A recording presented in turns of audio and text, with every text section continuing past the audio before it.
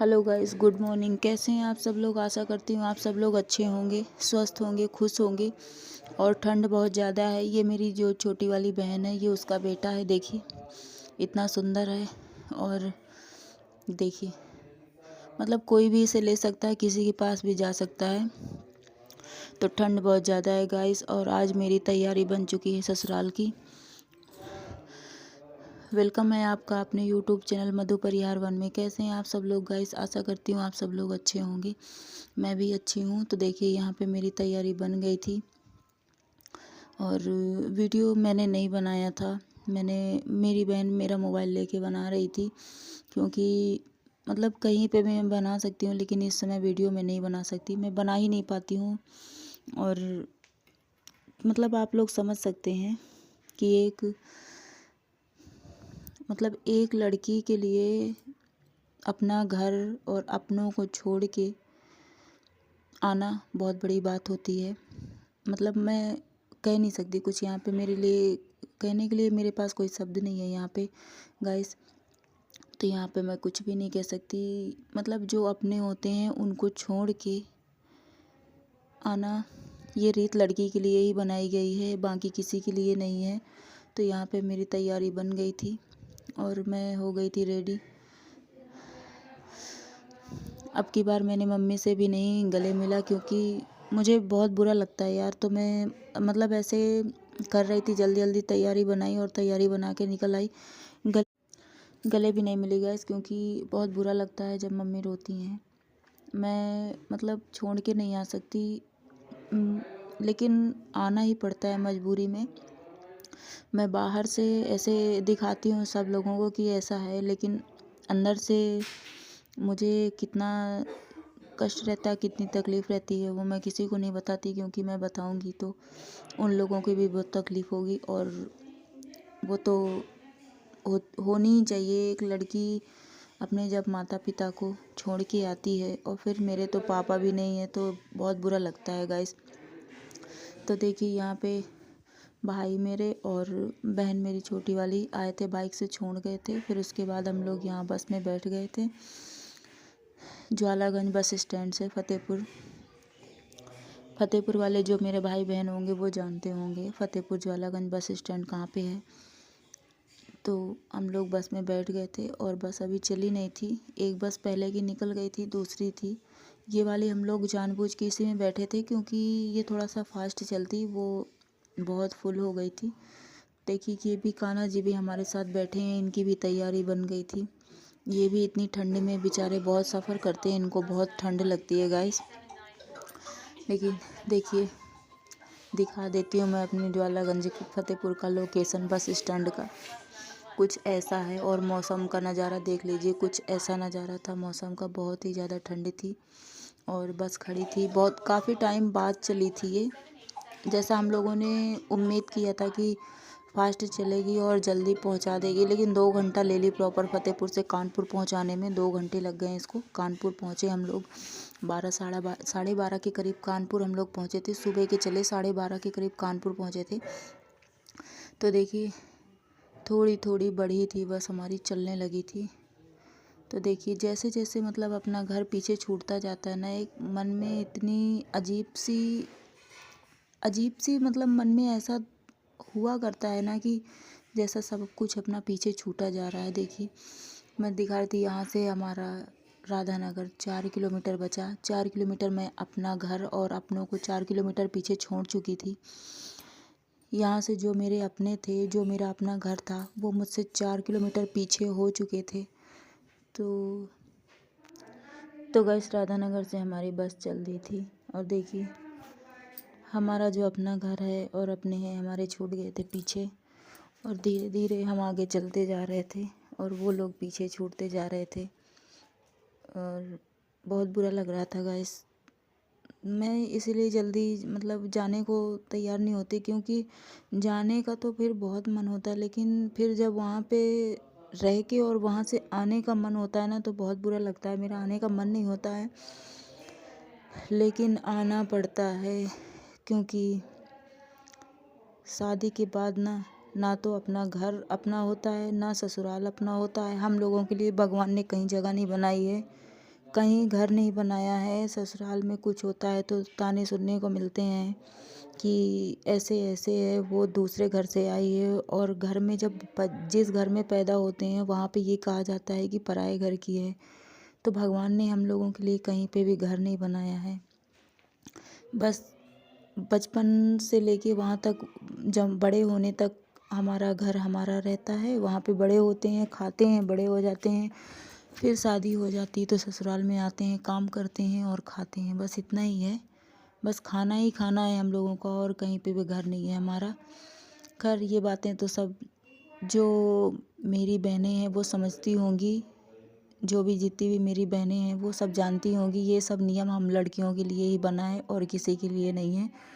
तो देखिए, बस ने फिर हमारी पकड़ी थी स्पीड और हम लोग पहुंच गए थे बाईपास के ऊपर। चलती जा रही थी और ये थोड़ी सी यहाँ पे बस खड़ी हुई थी। ठंड बहुत ज़्यादा थी तो चाय पीने के लिए तो यहाँ पे ये देखिए नाश्ता लेके आए थे और चाय दे गए थे। और ये जगह देख के मुझे फिर और याद आई, क्योंकि हम लोग जब फर्स्ट बार मनौना धाम जा रहे थे तो मैं और मेरा भाई और मेरी छोटी वाली बहन जो है, तीनों लोग जब जा रहे थे फर्स्ट बार मनौना धाम बस से, तो यहीं पे हमारी बस पहली बार खड़ी हुई थी चाय पीने के लिए। तो यहाँ पे फिर खड़ी हुई तो देख के और ज़्यादा मतलब कि याद आई कि पहली बार हम जब लोग जा रहे थे, हम लोग तब 3 लोग थे, यहीं पे खड़ी हुई थी चाय, हम लोग यहीं पे पिए थे और यहाँ पे फिर खड़ी है। तो मतलब ऐसा कुछ होता गया कि भूलने की कोशिश कर रही थी, लेकिन फिर वो ऐसा कुछ हो जाता था कि फिर वो याद ताज़ा हो जाती थी। तो यहाँ पे देखिए गाइस बस खड़ी हो गई थी और फिर उसके बाद देखिए गाइस आ गई थी बस हमारी, कानपुर पहुँच गई थी, झकरकटी कानपुर बस स्टैंड झकरकटी में पहुँच गई थी। और यहाँ पे खड़ी थी थोड़ी देर। बस बहुत खाली थी, भीड़ नहीं थी, तो बस मतलब कि सवारी भरने के लिए थोड़ी देर खड़ी थी। और इनका टाइम होता है 10 मिनट स्टैंड पे खड़े होने का। तो स्टैंड पे तो अभी मेट्रो स्टेशन बन रहा है तो वहाँ पे नहीं, बाहर खड़ी हुई थी। फिर फाइनली गाइस उसके बाद देखिए हम लोग आ गए थे इटावा। बस हमने छोड़ दी थी यहाँ से। ऑटो बुक किए थे, रात काफ़ी हो गई थी तो ऑटो बुक किए थे, क्योंकि और कोई साधन उधर जाता नहीं है भिंड चंबल की तरफ। तो इसलिए फिर हम लोगों ने ऑटो बुक किया और ऑटो से फिर हम लोग भिंड तक गए थे। और रात काफ़ी हो गई थी, देखिए 7:30-8 के करीब हो गया था। 7:30 बज गए थे, 7:30 के करीब हो गया था। और 7:30 में ठंड की रात जो होती है ना, 7:30 में। तो फिर गैस उसके बाद हम लोग बैठ लिए थे ऑटो में और ऑटो चल दिया था। और जब बस में बैठे थे तो ठंड तो थी, लेकिन बंद रहती है, शीशा बंद कर लो तो कम ठंड लगती है। लेकिन जैसे ही ऑटो में बैठे पूरी खुली हवा, इतनी ज़्यादा ठंड लगी थी। और हस्बैंड तो मेरे टोपा भी नहीं लगाए थे, उनको ज़्यादा ठंड लगी। और ऑटो तो पूरा खुला ही होता है, पर्दे होते हैं, लेकिन ये जो ऑटो था इसमें एक भी पर्दा नहीं था, पूरा खुला था चारों तरफ से। तो ठंड बहुत ज़्यादा ही लग रही थी। फिर मतलब कहीं बंद में बैठे हो और फिर बंद से अचानक खुले में बैठना पड़े तो ठंड बहुत ज़्यादा हो जाती है, बहुत ही ज़्यादा ठंड लग रही थी। तो देखिए यहाँ पे ठंड बहुत ज़्यादा हो गई थी। और फिर ऑटो से चल रहे थे रास्ते में। फिर सफ़र के बाद देखिए फिर हम लोग फाइनली भिंड आ गए थे। अब मैं मिलती हूँ आपसे फेस टू फेस। तो गाइस आ चुकी हूँ मैं भिंड और अभी बज रहे हैं रात के 8:30। तो हम लोग सुबह चले थे और सुबह के चले अब पहुँचे हैं 8:30 बजे। और ठंड इतनी ज़्यादा कि मतलब बोलते नहीं बन रहा है, इतनी ज़्यादा ठंडी लगी है रास्ते में कि आवाज़ सही से प्रॉपर निकल नहीं रही है। क्योंकि जब बस से आए तो बस से तो थोड़ा कम था, लेकिन जब बस से आने के बाद फिर उसके बाद हम लोग इटावा से भिंड तक जब ऑटो से आए हैं तो उसके बाद से बहुत ज़्यादा ठंड लगी है, तो इसलिए बोल नहीं पा रहे हैं। तो आज का मैं ब्लॉग अपना यहीं पे एंड कर रही हूँ। काफ़ी टाइम हो गया है, 8:30 बज गए हैं और चली गई हूँ। फिर से मैं आ गई अपने वही अकेलेपन में, फिर से मैं आ गई हूँ। अभी तक 8-10 दिन 9 दिन 8-9 दिन मैं रही हूँ फतेहपुर में।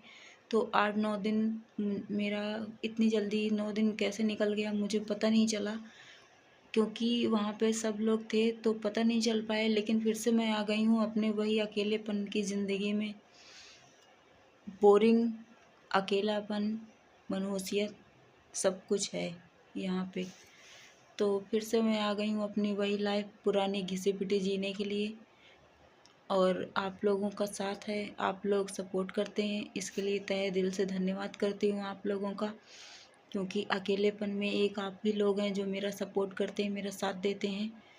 बाकी मैं हूँ और मेरा अकेलापन है, और तो कोई नहीं है। और अब आप लोगों का साथ मिल गया है तो मैं अपने आप को अकेला नहीं कहती हूँ, क्योंकि आप लोग हो। प्यारी सी यूट्यूब फैमिली है मेरे साथ में, ये मैं कह सकती हूँ सबसे कि एक मेरी यूट्यूब फैमिली है प्यारी सी, जो मेरा सपोर्ट करती है, मुझे प्यार देती है।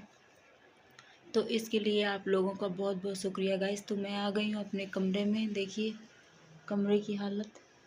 और थोड़ा सा अच्छा भी नहीं लग रहा है, क्योंकि इसके पहले मेरी बहन थी, साथ में गई थी, और अब मैं यहाँ पे हूँ, अकेली हूँ। अकेली मतलब रहूँगी अब। तो यहाँ पे अभी गए थे तो वो साथ में थी, अब मैं आई हूँ यहाँ पे तो मैं अकेली हूँ। तो अभी थोड़ा इस टाइम पे मुझे कम अच्छा लग रहा है। बाकी तो आप लोग समझ ही सकते हैं कि अपने घर से ससुराल आने के बाद कैसा लगता है एक लड़की जब अपने घर से आती है सब लोगों को छोड़ के। तो जो मेरी तरह मेरी बहनें होंगी वो समझती होंगी कि अपने घर से सब लोगों को, अपनों को छोड़ के ससुराल आना एक लड़की के लिए बहुत बड़ी बात होती है।